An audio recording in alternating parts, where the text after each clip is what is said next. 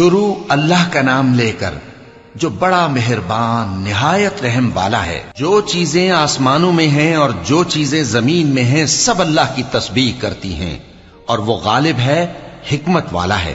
وہی تو ہے جس نے کفار اہل کتاب کو پہلی لشکر کشی پر ہی ان کے گھروں سے نکال دیا۔ مسلمانوں، تمہارے خیال میں بھی نہ تھا کہ وہ نکل جائیں گے، اور وہ لوگ یہ سمجھے ہوئے تھے کہ ان کے قلعے ان کو اللہ کے عذاب سے بچا لیں گے، مگر اللہ نے ان کو وہاں سے آ لیا جہاں سے ان کو گمان بھی نہ تھا، اور اس نے ان کے دلوں میں دہشت ڈال دی کہ اپنے گھروں کو خود اپنے ہاتھوں اور مومنوں کے ہاتھوں سے اجاڑنے لگے۔ تو اے بصیرت کی آنکھیں رکھنے والو، عبرت حاصل کرو۔ اور اگر اللہ نے ان کے بارے میں جلا وطن کرنا نہ لکھ رکھا ہوتا تو ان کو دنیا میں بھی عذاب دے دیتا، اور آخرت میں تو ان کے لیے آگ کا عذاب تیار ہے ہی۔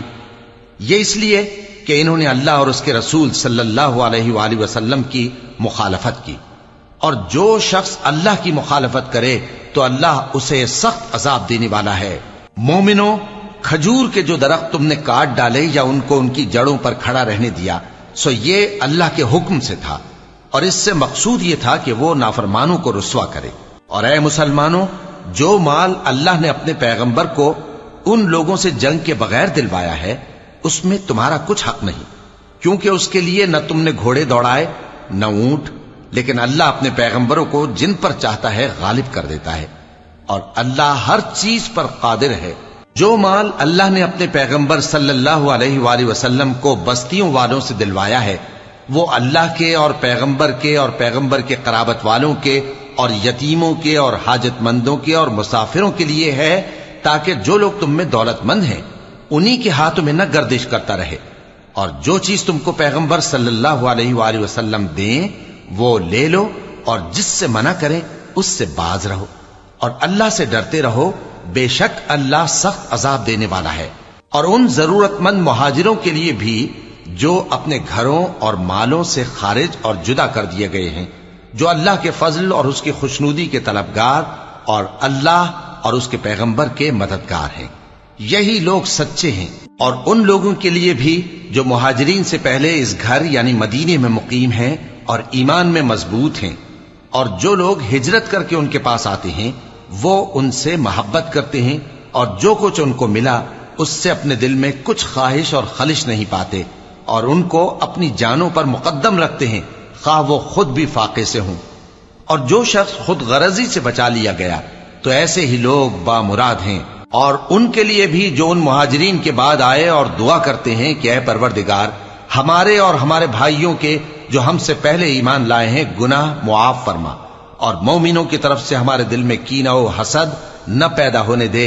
اے ہمارے پروردگار، تو بڑا شفقت کرنے والا ہے، مہربان ہے۔ کیا تم نے ان منافقوں کو نہیں دیکھا جو اپنے کافر بھائیوں سے جو اہل کتاب ہیں کہا کرتے ہیں کہ اگر تم جلا وطن کیے گئے تو ہم بھی تمہارے ساتھ نکل چلیں گے اور تمہارے بارے میں کبھی کسی کا کہا نہ مانیں گے، اور اگر تم سے جنگ ہوئی تو تمہاری ہی مدد کریں گے، مگر اللہ ظاہر کیے دیتا ہے کہ یہ جھوٹے ہیں۔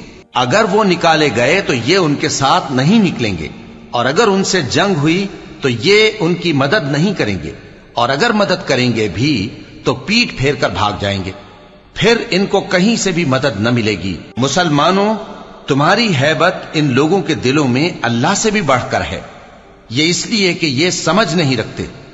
یہ سب جمع ہو کر بھی تم سے نہیں لڑ سکیں گے، مگر بستیوں کے قلعوں میں پناہ لے کر یا دیواروں کی اوٹ سے۔ ان کے آپس میں بھی بڑی لڑائی رہتی ہے، تم خیال کرتے ہو کہ یہ اکٹھے ہیں، حالانکہ ان کے دل پھٹے ہوئے ہیں۔ یہ اس لیے کہ یہ بے عقل لوگ ہیں۔ ان کا حال ان لوگوں کا سا ہے جو ان سے کچھ ہی پیشتر اپنے کرتوت کی سزا کا مزہ چکھ چکے ہیں، اور ان کے لیے دکھ دینے والا عذاب تیار ہے۔ منافقوں کی مثال شیطان کی سی ہے کہ انسان سے کہتا رہا کہ کافر ہو جا، پھر جب وہ کافر ہو گیا تو کہنے لگا کہ مجھے تجھ سے کچھ سروکار نہیں، مجھ کو تو اللہ رب العالمین سے ڈر لگتا ہے۔ تو دونوں کا انجام یہ ہوا کہ دونوں دوزخ میں جائیں گے، ہمیشہ اس میں رہیں گے، اور بے انصافوں کی یہی سزا ہے۔ اے ایمان والو، اللہ سے ڈرتے رہو، اور ہر شخص کو دیکھنا چاہیے کہ اس نے کل یعنی آخرت کے لیے کیا سامان بھیجا ہے، اور ہم پھر کہتے ہیں کہ اللہ سے ڈرتے رہو، بے شک اللہ تمہارے سب اعمال سے خبردار ہے۔ اور ان لوگوں جیسے نہ ہو جانا جنہوں نے اللہ کو بھلا دیا تو اللہ نے انہیں ایسا کر دیا کہ وہ خود اپنے آپ کو بھول گئے۔ یہی لوگ ہیں نافرمان۔ اہل دوزخ اور اہل بہشت برابر نہیں، اہل بہشت ہی کامیابی حاصل کرنے والے ہیں۔ اگر ہم یہ قرآن کسی پہاڑ پر نازل کرتے تو تم اس کو دیکھتے کہ اللہ کے خوف سے دبا اور پھٹا جاتا ہے۔ اور یہ مثالیں ہم لوگوں کے لیے بیان کرتے ہیں تاکہ وہ غور کریں۔ وہی اللہ ہے جس کے سوا کوئی معبود نہیں، پوشیدہ اور ظاہر کا جاننے والا، وہ بڑا مہربان ہے، نہایت رحم والا ہے۔